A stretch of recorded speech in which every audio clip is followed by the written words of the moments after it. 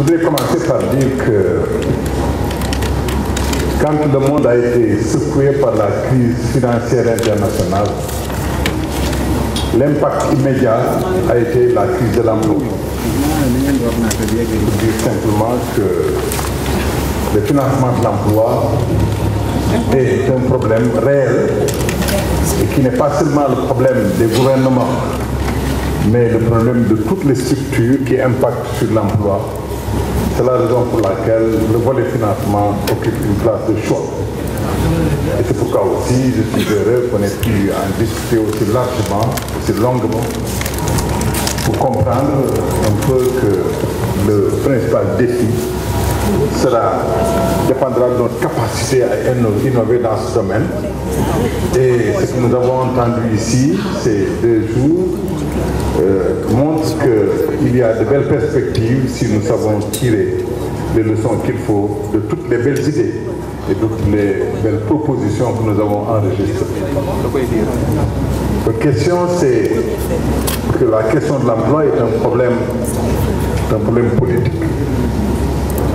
Et c'est la raison pour laquelle nous savons que l'Union africaine, la Banque africaine de développement, le Bureau international du travail et la Commission économique pour l'Afrique ont mis en place une initiative pour l'emploi des jeunes en Afrique bien sûr. Et cette initiative est portée par 2 pays pilotes, c'est le Burkina Faso et le Sénégal. Pourquoi le Burkina Faso? Parce qu'en 2004, le Bureau international du travail et l'Union africaine avaient organisé un sommet des chefs d'État autour de l'emploi et de la lutte contre la pauvreté.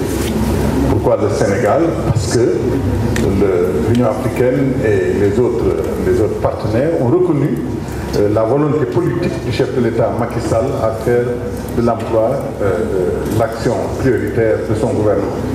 Donc c'est la dimension politique de la question de l'emploi. Évidemment, la dimension économique, nous la connaissons.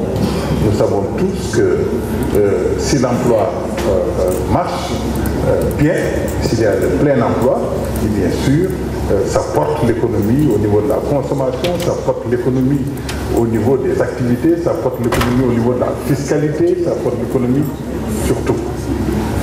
Voilà donc ce qui explique que nous avons pensé à avoir ces 3 panels que nous avons écoutés ces 2 jours-ci. Et l'emploi est perçu à 3 niveaux. Il y a l'œil du demandeur d'emploi. L'étudiant, celui qui n'est pas formé, quel qu'il soit. Le demandeur d'emploi a une perception de la chose qui est tout à fait différente de la perception du chef d'entreprise qui lui offre l'emploi. Il a besoin de l'emploi. Lui, il perçoit l'emploi sous un autre angle. Vous avez aussi, comme je l'ai indiqué tout à l'heure, la perception, l'œil du gouvernement, du côté politique. Vous avez donc 3 dimensions de la perception de l'emploi qui, si ces 3 dimensions ne s'accordent pas dans une même dynamique, on a forcément des dysfonctionnements et des problèmes. Et toutes ces questions,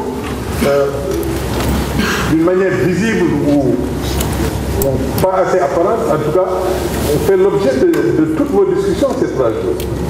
C'est la raison pour laquelle je suis confiant que, en tirant profit de ce que nous avons entendu de vous tous, experts émérites dans vos différents pays, institutions qui ont participé à ces débats, si nous savons tirer profit de tout cela, je suis persuadé que nous pourrons offrir à nos jeunes, à nos pays, à nos institutions, à nos gouvernements, à nos entreprises de belles perspectives. Et c'est la raison pour laquelle aussi, encore une fois, je voudrais demander au rapporteur général à venir présenter un peu toutes les idées que nous avons collectées pendant ces 2 exercices et pour vous dire que l'avenir est prometteur et que nous devons pouvoir compter sur ça. Et surtout, et c'est le plus important, je crois, ne pas perdre le capital que nous avons tiré des modérateurs et des panélistes, que je félicite très, très sincèrement pour le beau travail qu'ils ont fait. Je suis persuadé que le directeur général de l'ANPEJ ne ratera pas l'occasion de capitaliser sur ces expériences au niveau national, parce que l'ANPEJ est quelque part le bras armé des politiques de l'emploi. Et le ministère de la Jeunesse, de l'Emploi et de la Construction citoyenne comprend bien cette dynamique, et c'est la raison pour laquelle son discours d'hier a été un discours qui a cadré notre discussion dans un certain sens, et il a fait des propositions qui nous ont permis également de comprendre qu'au Sénégal, les choses bougent, comme ça bouge par ailleurs d'ailleurs, et que nous avons un blanc armé réel qui est l'ANPEJ, qui va, dans un avenir très prochain, j'en suis persuadé, faire des propositions d'action pour accélérer n'est-ce pas, la mise en place d'emploi au Sénégal. Encore une fois, félicitations, M. le Président. Et je ne sais pas si le rapporteur général est prêt. Merci beaucoup.